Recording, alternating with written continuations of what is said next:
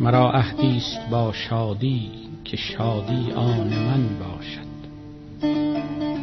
مرا قولی است با جانان که جانان جان من باشد.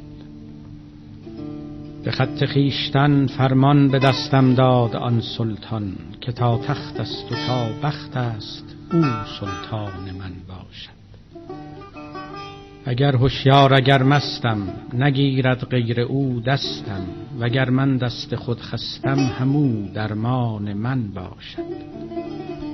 چه زهره دارد اندیشه که گرد شهر من گردد، که قصد ملک من دارد چو او خاقان من باشد.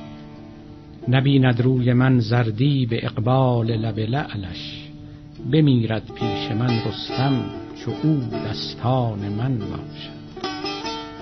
به درم زهره زهره خراشم ماه را چهره، برم از آسمان مهره چو او کیوان من باشد.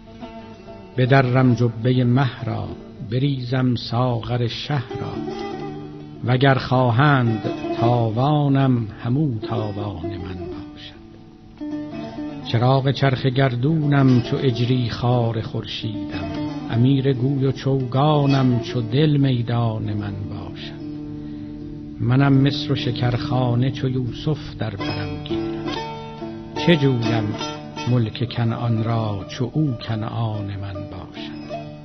زهی حاضر زهی ناظر زهی حافظ زهی ناصر، زهی الزام هر منکر چو او برهان من باشد.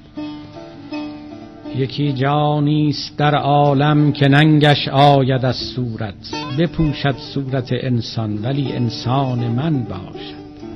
سر ما هست و من مجنون مجنبانید زنجیرم، مرا هر دم سر مه شد چو مه بر خوان من باشد.